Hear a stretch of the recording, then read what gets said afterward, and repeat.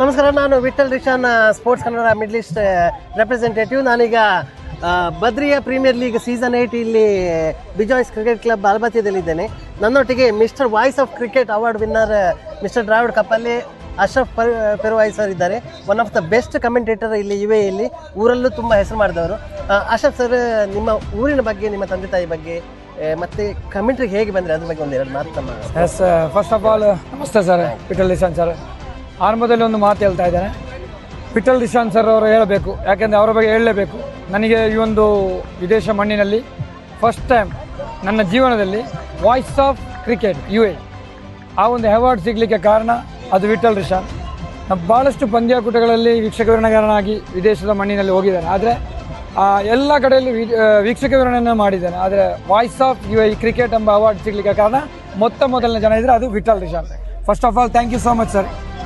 ನಂತರ ನೀವು ಕೇಳ್ತಾ ಇದ್ದೀರಾ ನಿಮ್ಮ ಊರು. ನನ್ನ ಊರು ಪೆರುವಾಯಿ ಅಂದರೆ ಮಂಗಳೂರಿನ ಬಂಟ್ವಾಳ ತಾಲೂಕಿನ ಪೆರುವಾಯಿ ಗ್ರಾಮ, ಅದರ ಮುಚ್ಚಿರ ಪದವು ನಮ್ಮ ಊರಿನ ಹೆಸರು.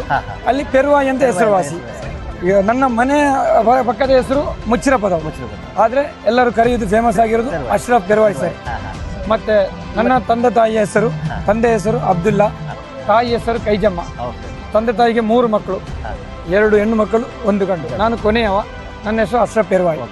ಕ್ಲಬ್ ಬಗ್ಗೆ, ಊರಿನ ಕ್ಲಬ್ ಬಗ್ಗೆ ನಮ್ಮ ಊರಿನಲ್ಲಿ ಬಹುತೇಕ ಕ್ಲಬ್ಗಳಿದೆ, ಆದರೆ ಫೇಮಸ್ ಆಗಿ ಈಗ ಸದ್ಯದ ಪರಿಸ್ಥಿತಿಗಳಲ್ಲಿ ಮುಂದುವರಿಯುತ್ತಾ ಇರುವುದು target arts and sports club, ಅಂದರೆ ಟಾಸ್ಕ್ ಕ್ಲಬ್. ಆ ಟಾಸ್ಕ್ ಕ್ಲಬ್ಬಿನಲ್ಲೂ ಬಹಳಷ್ಟು ಕಾರ್ಯಕ್ರಮ ಮಾಡ್ತಾ ಇದ್ದಾರೆ. ಅಲ್ಲಿ ಕೂಡ ವೀಕ್ಷಕ ವಿವರಣೆ ನೀಡಿದ್ದೇನೆ. ಹೇಳಿ ಸರ್, ಊರಿನ ಕ್ರಿಕೆಟಿಗೂ ಮತ್ತು ಇಲ್ಲಿಯ ಕ್ರಿಕೆಟಿಗೂ ಏನು ವ್ಯತ್ಯಾಸ ಇದೆ ಸರ್? ಖಂಡಿತ ಸರ್, ಊರಿನ ಕ್ರಿಕೆಟಿಗೂ ಇಲ್ಲಿಗೂ ಬಹಳಷ್ಟು ಡಿಫರೆನ್ಸ್ಗಳಿದೆ. ಕೆಲವೊಮ್ಮೆ ನಾವು ಗಮನಿಸ್ತಾ ಇದ್ದೇವೆ, ಊರಿನಲ್ಲಿ ಓನರ್ಗಳು ಅಂದರೆ ತಂಡದ ಮಾಲಕರು ಆಟಗಾರರನ್ನ ಖರೀದಿ ಮಾಡ್ತಾರೆ. ಆದರೆ ಆ ಸರಿಯಾದ ಸಮಯಕ್ಕೆ ಆಟಗಾರರು ಬರದಿದ್ದಾಗ ಆ ತಂಡಗಳು ಒಮ್ಮೊಮ್ಮೆ ಕುಂಠಿತಗೊಳ್ಳುತ್ತದೆ, ಸೋಲೊಪ್ಪುತ್ತದೆ. ಅಂಥ ಒಂದು ದೋಖವನ್ನು ಮಾಡಬಾರ್ದು. ಎಲ್ಲ ಆಟಗಾರರು ಆ ತಂಡವನ್ನು ಸೇರ್ಕೊಳ್ಬೇಕು, ಆ ಸಮಯಕ್ಕೆ ಸರಿಯಾದ ಆ ತಂಡದಲ್ಲಿ ಆಡಬೇಕು. ಅದರ ಜೊತೆಯು ನಿರಂತರವಾಗಿ 2-3 ದಿನಗಳ ಕಾಲ, ಒಂದು ವಾರದಲ್ಲಿ 3 ದಿನ ಆಟಗಳು ನಡೆಯುತ್ತೆ ಊರಿನಲ್ಲಿ. ಇಲ್ಲಿ ಹೊಸ ಯಂಗ್ ಸ್ಟಾರ್ ಪ್ಲೇಯರ್ಸ್ನವರಿಗೆ ಈಗ ಊರಲ್ಲಿ ಕೆಲವು ಸತಿ 10ನೇ ಕ್ಲಾಸು 12 ಆದಮೇಲೆ ಸ್ಟಡಿ ಬಿಟ್ಟು ಇಲ್ಲಿ ಕ್ರಿಕೆಟಲ್ಲೇ ಫೋಕಸ್ ಮಾಡ್ತಾರೆ. ಅದ್ರ ಬಗ್ಗೆ ಏನು ಹೇಳ್ತೀರಾ? ಅವ್ರ ಬಗ್ಗೆ ಅವ್ರಿಗೊಂದು ಕಿವಿ ಮಾತು ಹೇಳಿ ಸರ್. ಬೆಳೆಯುತ್ತಿರುವ ಪ್ರತಿಭೆಗಳಿಗೆ ಒಂದು ಮಾತೇನೆಂದರೆ, ಅವರು ತನ್ನ ವಿದ್ಯಾಭ್ಯಾಸವನ್ನು ಮುಂದುವರಿಸುವ ಒಟ್ಟಿಗೆ ಅದರ ಜೊತೆ ಕ್ರೀಡೆಯನ್ನು ಸಹ ಮುಂದುವರಿಸಲಿ. ಆದರೆ ಕೇವಲ ಕ್ರೀಡೆಯಿಂದ ಮಾತ್ರ ನಾನು ಏನನ್ನು ಸಾಧಿಸ್ತೇನೆ ಎಂದು ಹೇಳಿದರೆ ಅದು ಖಂಡಿತವಾಗಿ ಶೋಭೆಯಲ್ಲ. ನಮ್ಮ ಜೀವನದಲ್ಲಿ ನಮಗೆ ವೃತ್ತಿ ಜೀವನ ಮುಖ್ಯವಾಗಿದೆ. ಆ ವೃತ್ತಿ ಜೀವನದೊತ್ತಿಗೆ ಕೆಲವು ಸಮಯ ಸಿಕ್ಕಿದಾಗ ಕ್ರೀಡೆಯನ್ನು ಮುಂದುವರಿಸಲಿ, ಕ್ರೀಡೆಯಲ್ಲೂ ಮೇಲ್ ಬರ್ತಾರೆ ಎಂಬ ಮಾತನ್ನು ಕೂಡ ರವಾನಿಸ್ತಾ ಇದೆ.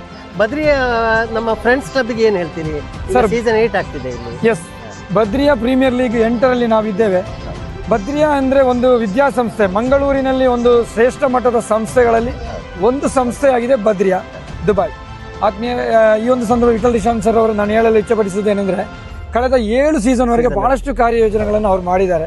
ವಿದೇಶದ ಮಣ್ಣಿನಲ್ಲಿ ನಿಂತು ಅವರು ವೃತ್ತಿ ಜೀವನದ ಎದುರು ಕೆಲವೊಂದು ಸಮಯ ಸಿಕ್ಕಿದಾಗ ಅವರು ಸುಮ್ಮನೆ ನಿಂತ್ಕೊಳ್ಳಿಲ್ಲ. ಅವರೆಲ್ಲ ಈ ಒಂದು ಊರಿನಲ್ಲಿ ಬೇಕಾದ ಕಾರ್ಯ ಚಟುವಟಿಕೆಗಳ ಬಗ್ಗೆ ಅವರು ಸದಾ ಸಿದ್ಧವಾಗಿ ವರ್ಕ್ ಮಾಡ್ತಾ ಇದ್ದಾರೆ ಊರಿಗೋಸ್ಕರ.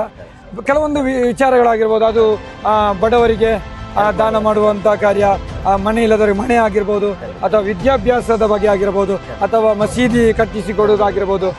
ಹಾಗೆ ಅದೇ ಥರ ಅನಾರೋಗ್ಯದಲ್ಲಿ ಪೀಡಿತ ರೋಗಿಗಳಿಗೆ, ಅವ್ರಿಗೆ ಅನಾರೋಗ್ಯದ ಸಂದರ್ಭದಲ್ಲಿ ಅವರನ್ನು ಭೇಟಿಯಾಗಿ ಅವರಿಗೆ ಧನ ಸಹಾಯ ಮಾಡುವುದು, ಬಹಳಷ್ಟು ಕಾರ್ಯಯೋಜನೆಗಳನ್ನು ಬದ್ರಿಯಾ ದುಬೈ ಇವತ್ತು ಮಾಡಿದೆ. ಇವತ್ತು ನಾವು 8ರ ಆವೃತ್ತಿಯಲ್ಲಿ ಇದ್ದೇವೆ. ಟೆನ್ನಿಸ್ ಕ್ರಿಕೆಟನ್ನು ಆಯೋಜಿಸಿಕೊಂಡಿದ್ದಾರೆ. 5 ತಂಡಗಳ ಲೀಗ್ ಮಾದರಿಯ ಪಂದ್ಯದಲ್ಲಿ ನಾವು ಇದ್ದೇವೆ sir. Thank you Ashraf sir. ಮತ್ತೆ all the best Badriya premier ಲೀಗಿಗೆ. ಹೀಗೇನು ಮುಂದೇನು ಯಶಸ್ಸು ಬರ್ತಾ ಇರಲಿ, 8, 9, 10 ಸೀಸನ್ ಆಗ್ತಾ ಇರಲಿ. Thank you so much. Thank you so much sir. ಅವಕಾಶಕ್ಕಾಗಿ ಚಿರಋಣಿಯಾಗಿದೆ. Thank you.